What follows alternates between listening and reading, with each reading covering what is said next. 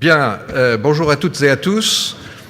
Mon nom est Jacques Mistral et je suis responsable des études économiques à l'IFRI. Nous abordons donc les questions économiques qui ont été évoquées de manière tangentielle dans la première session. Là, nous les abordons de front.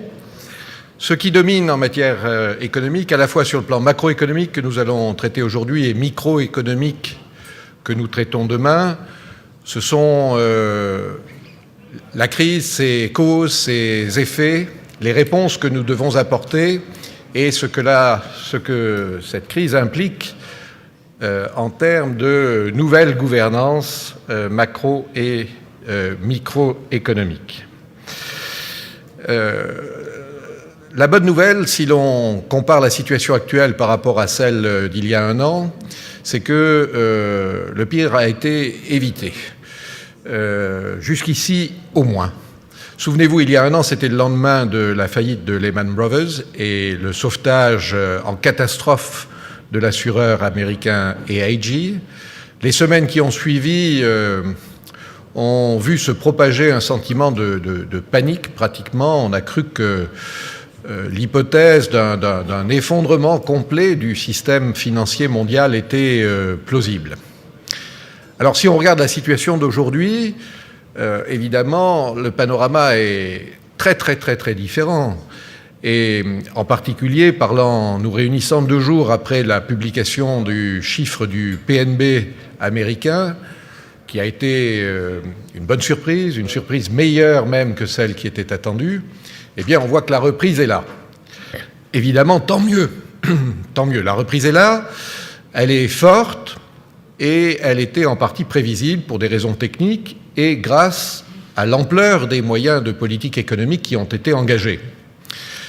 Cela dit, beaucoup de questions restent ouvertes, dont nous allons parler dans ce panel, et en particulier celle-ci. C'est que si les causes de la crise dans laquelle nous sommes entrés en 2007 et plus encore l'an dernier, si ces causes tiennent en grande partie à des politiques macroéconomiques inappropriées, trop de liquidités, trop de création monétaire, des déficits internationaux insoutenables, eh bien, force est de reconnaître que les remèdes que nous utilisons avec succès depuis des mois et des mois maintenant, ces remèdes, c'est en quelque sorte, comme on le dit en bon français, more of the same, c'est-à-dire des déficits aggravés massivement, et une création monétaire qui continue à s'emballer.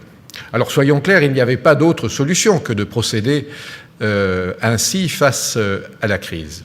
Mais maintenant, nous savons qu'il va falloir reprendre le contrôle de toutes ces variables de politique économique, et il faut le faire d'une manière qui est coordonnée à l'échelle internationale. Et donc les questions que nous allons traiter dans ce panel sont les suivantes. Où en sommes-nous dans le développement de la crise? Comment comprendre la gravité des problèmes qui subsistent et en même temps la vigueur de la reprise qui est en cours et la solidité sur laquelle on peut compter dans les trimestres qui viennent?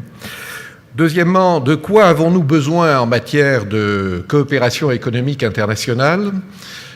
Jusqu'à quand mener les politiques de soutien très actives que nous avons actuellement? Jusqu'à quand? Et il y a là une référence fréquente à l'expérience de l'entre-deux-guerres. On évoque assez souvent l'erreur commise en 1937 en revenant trop vite à une politique macroéconomique plus prudente. Donc, chacun a en tête la nécessité de ne pas répéter les erreurs du passé. Donc, jusqu'à quand prolonger ces politiques dont nous avons besoin, mais à partir de quand également commencer de manière coordonnée, chacun à son rythme, avec ses instruments et son propre contexte, comment procéder à ce que l'on appelle une exit stratégie, puisqu'à un moment ou à un autre, il faudra bien quand même que l'économie privée reprenne le lead en matière de dynamisme économique. Troisième question, les effets politiques et sociaux de cette crise sont très importants, et en particulier du fait de ce que ce sera probablement dans les mois qui viennent une reprise sans emploi, ou en tout cas avec très peu de création d'emplois, si bien que les marchés financiers vont mieux, l'activité industrielle va mieux, tant mieux, mais le marché de l'emploi et donc les préoccupations des électeurs, elles, ne vont pas s'améliorer aussi vite que les indices conjoncturels. Quelles conséquences attendre ?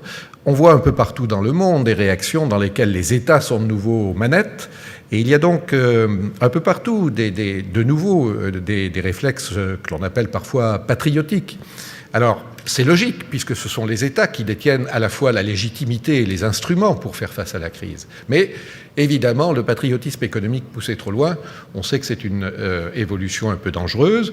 Cela fait partie des erreurs que l'on a évitées jusqu'à présent. Le protectionnisme est resté tout à fait bridé. Mais y a-t-il des dangers pour l'avenir dans ce contexte de reprise très lente de l'emploi, et puis surtout dans un contexte où les déséquilibres fondamentaux que j'évoquais tout à l'heure, ce que l'on appelle les global imbalances, restent toujours aussi importants et sont restés jusque-là dans les enceintes internationales un sujet très timidement abordé, pas du tout à Washington il y a un an, pas du tout à Londres au printemps et un tout petit peu à Pittsburgh il y a quelques semaines. Finalement, nous en arriverions à la fin de cette réflexion sur les besoins de coopération internationale en matière macroéconomique, en matière de commerce et de taux de change, aux questions institutionnelles que pose le terme de gouvernance que j'utilise avec prudence compte tenu de ce qu'a dit Hubert Védrine. De quel type d'institutions avons-nous besoin ? Comment faire mieux fonctionner celles qui existent ? Par exemple, comment mieux utiliser le Fonds monétaire international ? Et quel est le rôle à venir du G20 ? Le G20 s'est réuni il y a un an comme une espèce de super réunion de ministres des Finances.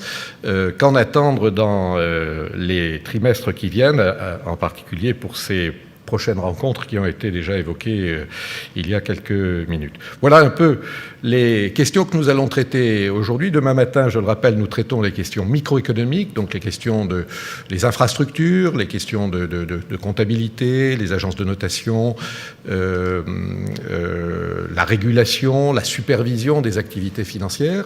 Donc aujourd'hui, nous nous concentrons sur les grandes questions macroéconomiques que je